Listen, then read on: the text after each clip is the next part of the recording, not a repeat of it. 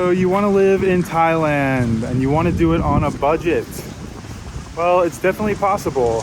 $800 per month. Is that possible? The answer is yes. And I'm going to break it down for you how. Now, when it comes to living in Thailand, pretty much any budget is possible. I'd say going down as low as maybe $700 per month. You know, you start getting lower than that and it starts getting difficult with the visa situation and, you know, staying in the country, leaving and coming back, any of that. There's just not enough money for that. So I would say $800 per month is a good low end, your good low end baseline. That's very doable. You know, you're not going to be living in poverty, but you're also not going to be going out and drinking and living this fast life. So yeah, it comes down to however you want to live is basically how much you need to spend here. You can just as easily spend $3,000 a month and live a much fancier, much more luxurious life. So I'm doing it right now on 1,000. So I have the context on how it can be done for 800.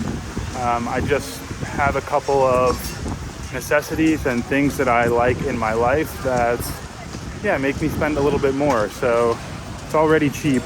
I'm happy to spend 1,000 and live comfortably, mildly frugally, but not too frugal. So now the area in Thailand which you choose to live is going to greatly impact how much it costs and your quality of life.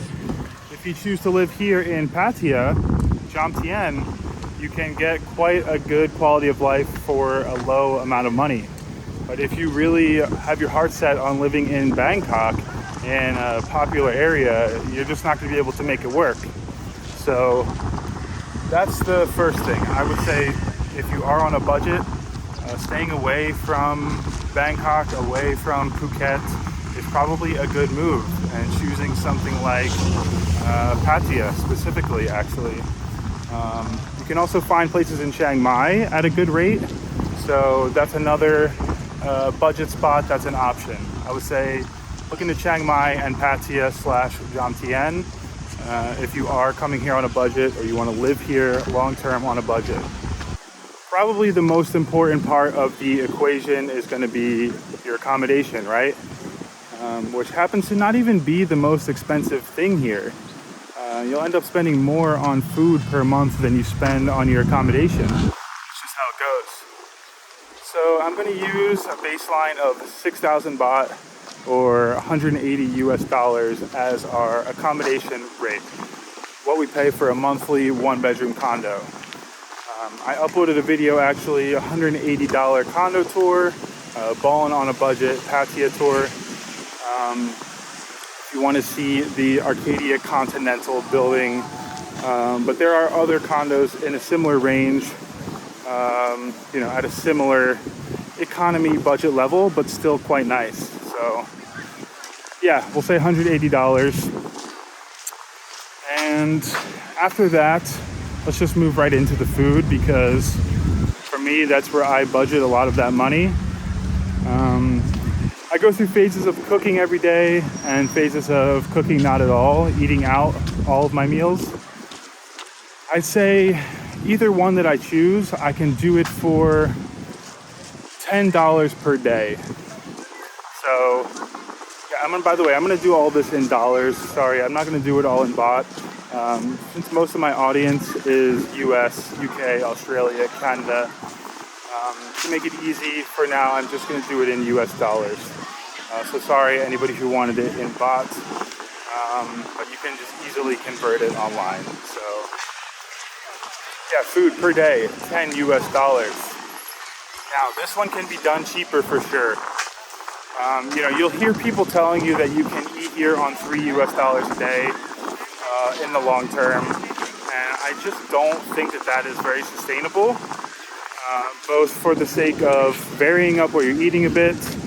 You know, you're going to be moving around a lot, so maybe you're not always going to find these 30 baht meals, 40 baht meals, and so yeah, it's just very unlikely that anybody is going to stick to this super low budget, $3 a day, 3 times a day eating street food type situation.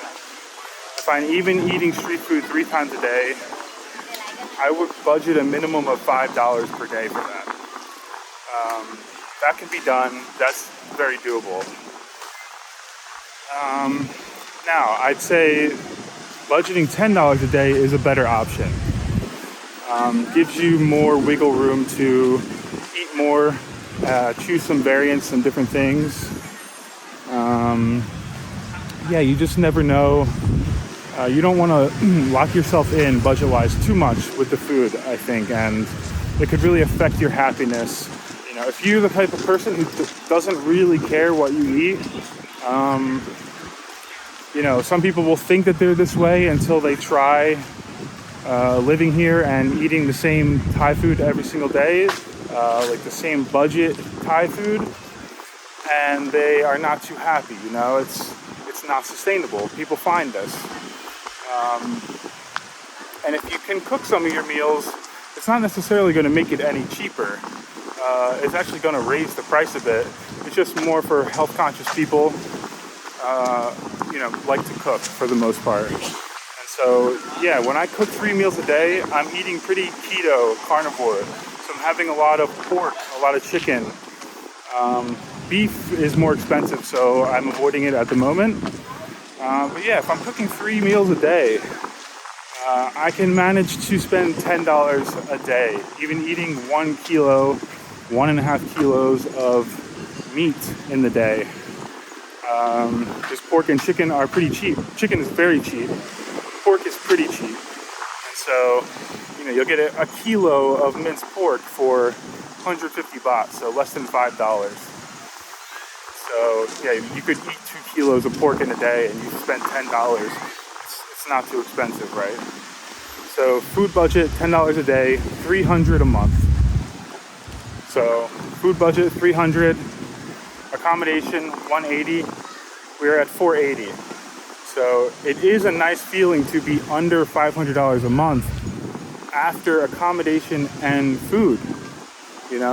Comparing this to New York City or just comparing this to the United States in general, you will not find an accommodation for even the full $800 that we want to spend in the month.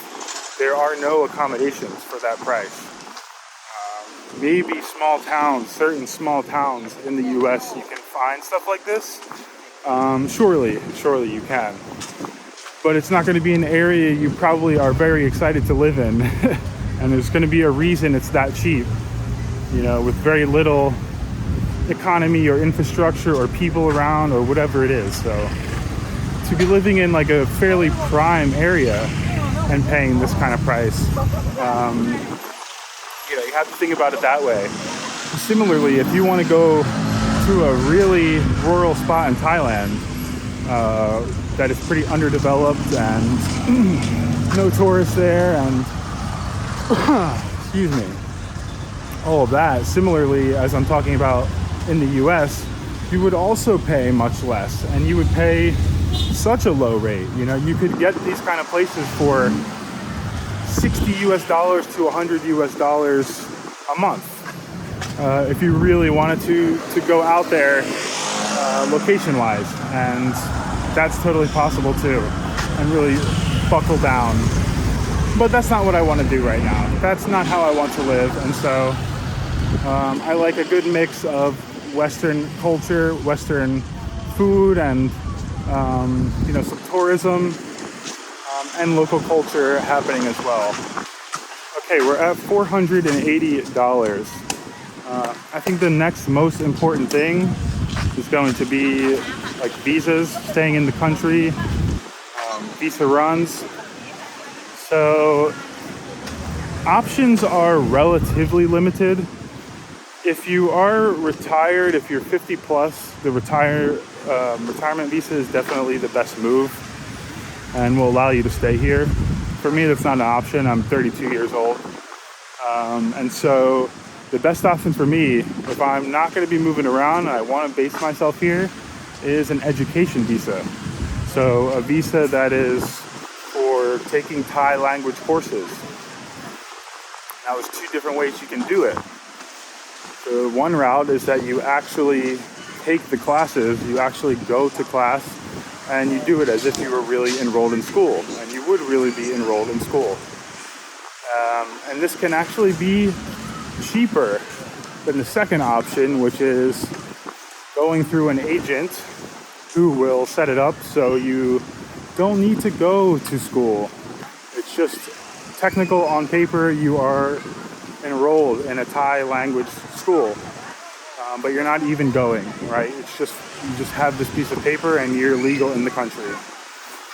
And that's going to cost you a bit more through the agent, you know. And they're cracking down on this. Yes, they are. But from talking to enough people, it's still easily doable. And you just need to be more careful which companies you work with. At the moment, I don't have anyone to recommend or, you know, to promote in the video. So I would say just do your research. Really look at the most recent reviews and maybe browse Reddit, some real live discussion about people's experiences. You also can't trust everything you read. You know, people hear something and then they goes around the rumor mill, and it's like, oh, I heard you can't get an education visa anymore. I heard they're denying everyone at the border. It's like, you know, there are isolated incidences where people are having trouble, but overall, it's still quite possible to stay here. Sorry, folks, I need to get me some water. It's still quite possible to stay here for long term. You just have to go through more hoops, and the difficulty comes when you want to stay for multiple years at a time. I think that's when, you know, you have all these stamps in your passport coming in and out so many times. And if you're leaving and coming back without staying out of the country a bit, you know, maybe down the line you will have some issues where it's like, hey, what are you doing? You're clearly just doing this to evade the system. And it's designed for that, for people to do that. However, all of a sudden now, you know, it's like they want to, you know, make some assertive, I don't know, moves on certain people who are using the system in that way. So, yes, you can still live here on an education visa. Just be more careful. The agent you go through, go to somebody very reputable, and yeah, even consider doing an actual course yourself and taking the course and learning, because it will also help you while living here. So that part is up to you. The cost for this is, so if you take the cheaper route and you actually take the course, you're going to end up spending around 200 US dollars. You know, I'd say between 150 to 225, depending on the school that you enroll in. Then there's the flat fee that you pay for the visa itself is only $80. And so other than that, it's like, depends how much you pay for the courses to the school. And then the more expensive route through the agent without having to actually go to the classes, it's going to cost you around $750, $850 US dollars every 6 months. You know, again, that price can probably vary a lot depending on the agent. But this is what I've been told and from doing my research. So yeah, you're going to want to allot then another, let's call it $1,500 for the year. So maybe 130, 140 US dollars per month additional if you're going to take that route. Now, you do what I do, which is coming in on a visa exemption. So I can come into the country for 30 days, and then I'm allowed to extend another 30 days here. So total 60 days. And the extension costs around $60. So that's not the best thing, right? You gotta, every 60 days, then you have to leave and come back to reset that meter. Like, it's nice because it's relatively cheap option, and you don't have to do all this education crap. But then no matter what, after that 60 days, before that 60 days is up, I have to fly out of the country, and fly back in the country to reset it. So since I'm not really here permanently, and I'm planning on moving around to different countries and stuff to shoot video, this is a good option for me. It works for me. And even for a lot of other people who want to relocate here, they decide, okay, I am just gonna take a trip every 2 months, you know, go to Vietnam for the weekend, for the week, go to Malaysia, explore a little bit as well. So that's an option. If you don't mind taking some trips, it's really not so bad if you're taking the trips. But over time, after some time, it will get annoying, and you will want to be able to be here longer than 2 months at a time. You know, almost everybody does. But that's just how it goes, you know? And so those are the options. So for me, the added cost, because we also need a flight somewhere, round trip flight, let's say. So typically we're gonna spend somewhere around $100 round trip. Plus we have to pay for the extension each month. So we're looking at another $120 to $140 per month for the visa for me. So no matter what, there is a fairly high monthly expense to stay in the country.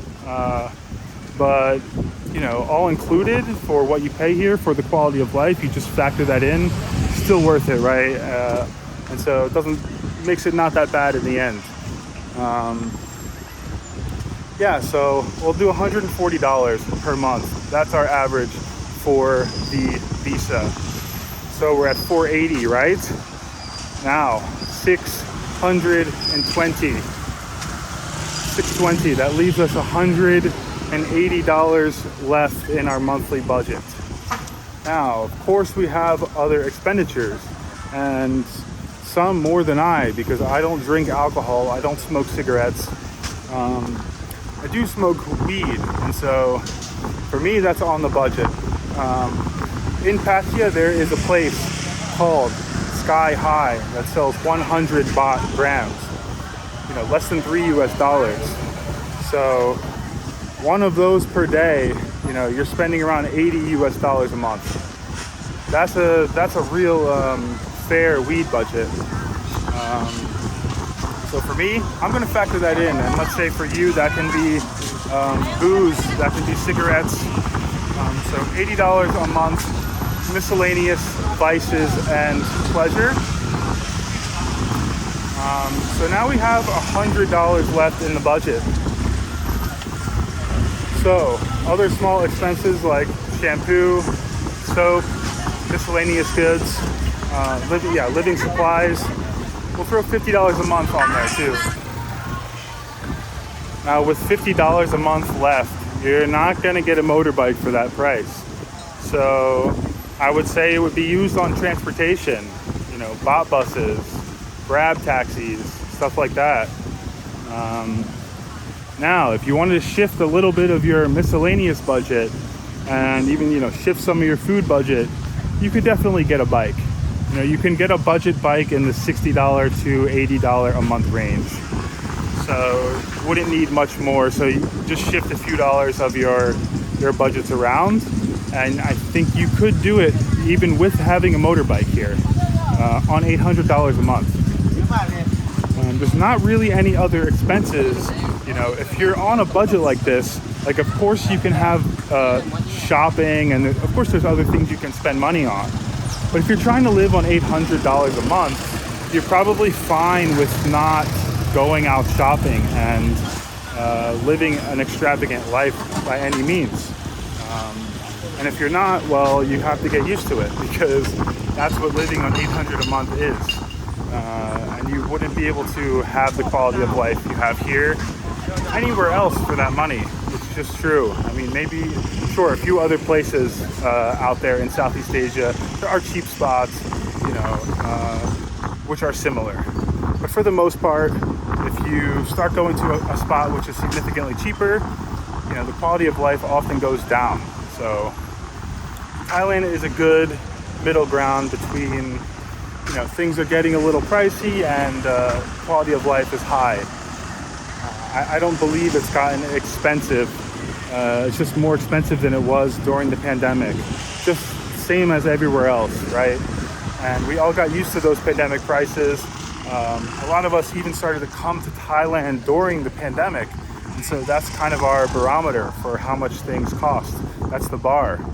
So, I think if you compare it to back home, for me, if I compare it to New York, what I was making in New York for my lifestyle versus what I can make here and live, it's relatively similar. I could live a good life in New York.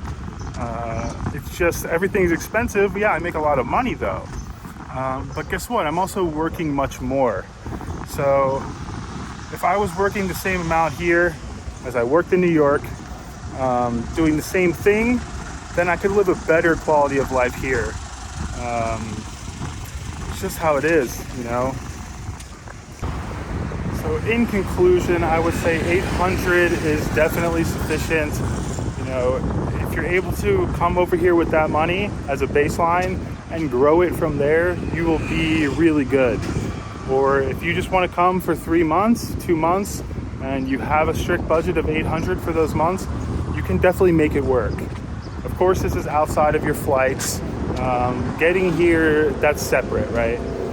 But once here, $800 a month, very good budget economy baseline. It can be done. I know it can be done. Don't believe people out there telling you can live here on $500 a month. Not doable. Not with the visa situation, trying to stay in the country. Not possible. Maybe if you end up marrying a Thai woman and you can stay in the country that way, I don't know. That could be different.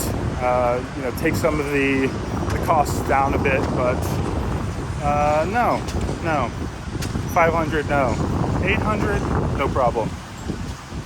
I hope you enjoyed today's video. Drop a thumbs up. That's going to help me out for sure. And I will see you in the next vlog.